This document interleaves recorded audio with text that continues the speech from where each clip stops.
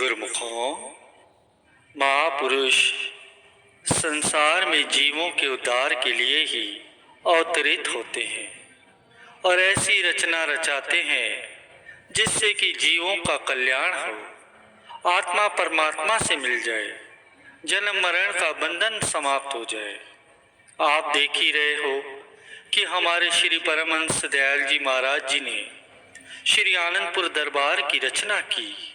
यह किस लिए है कि यहाँ आकर महापुरुषों की संगति में आकर गुरुमुखों को अपने जीवन के लक्ष्य का ज्ञान हो, उनके वचनों की पालना करके उनका कल्याण हो, उद्धार हो।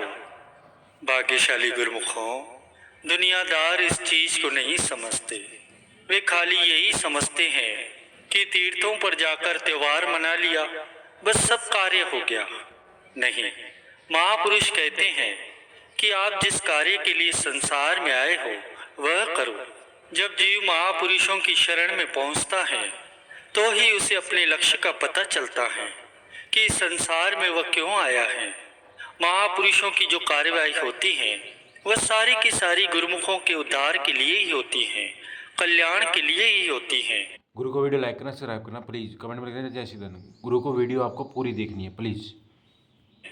आप देखो कि गुरुमुख जन जहाँ जहाँ से भी श्री दरबार में पहुँचे हैं, श्री आनंदपुर दरबार में आने का ऐसा संयोग मिला है, तो ये सब गुरुमुखों पर महापुरुषों की अपार कृपा ही है। तो गुरुमुखों, जैसे महापुरुष गुरुमुखों के कल्याण के लिए दिन रात एक करके संलग्न है, सभी गुरुमुखों का भी यही फर्ज होता है कि महापुरुषों की संगति में आकर उस असली चीज को प्राप्त करे जिससे आत्मा का उद्धार हो। वह असली चीज क्या है? वह है महापुरुषों की भजन बंदगी, भजन अभ्यास, और जो उपदेश वक्त के संत सदगुरु गुरुमुखों को बताते हैं उसी में सभी गुरुमुखों का कल्याण है।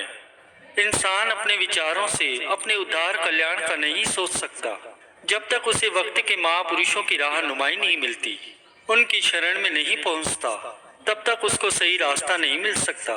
कोई भी अपने मन के ख्यालों से अपना कल्याण नहीं कर सकता, अपनी मंजिल तक नहीं पहुंच सकता। गुरुमुखों, श्री दरबार की जितनी भी रचना है, चाहे श्री आनंदपुर है, श्री प्रयागधाम है, और भी जहाँ जहाँ पर सत्संग स्थान है, ये सब किस लिए है? केवल और केवल गुरुमुखों के कल्याण के लिए, उनके उद्धार के लिए ही है। जहाँ पहुंचकर गुरुमुख जन सेवा, सत्संग, भजन अभ्यास करके भक्ति का फैज उठाते हैं। वक्त के महापुरुष ही समझाते हैं कि गुरुमुखों, भक्ति के अलावा बाकी जितनी भी चीजें हैं वे सारी असत हैं, यही रह जाने वाली हैं, साथ जाने वाली कोई चीज यहाँ नहीं है। इसलिए महापुरुष कहते हैं, साथी न चाले बिन भजन।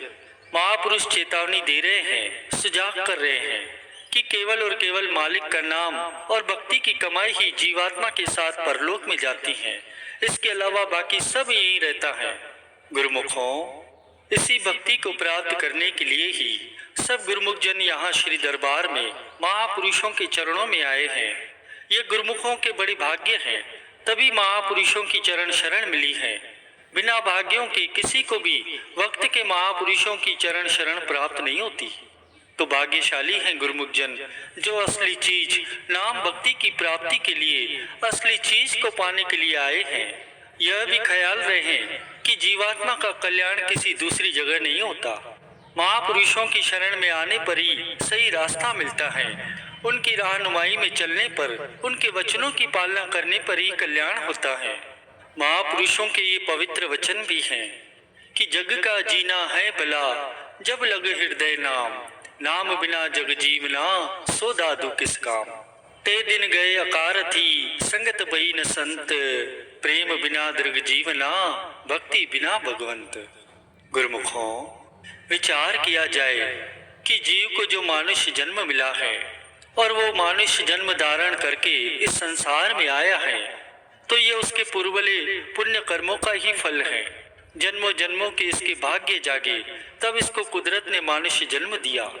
अब मानुष्य जन्म को पाकर के इसको क्या करना है जिससे इसका ये जन्म सकारत हो जाए, ये जन्म अकारत न जाए। जग का जीना है भला जब लगे हृदय नाम, नाम बिना जग जीवना सो दादू किस काम। मानुष्य जन्म को पा करके अगर इसको सफल बनाना है तो इसमें क्या करना है? तो फरमाते हैं कि अगर मनुष्य के हृदय में मालिक का नाम बसा रहेगा, अगर उसे मालिक की याद आती रहेगी, तभी उसका जीना सकारत है। मगर ये मनुष्य जन्म सकारत कैसे बनता है, इसकी समझ मनुष्य को अपने आप नहीं आती।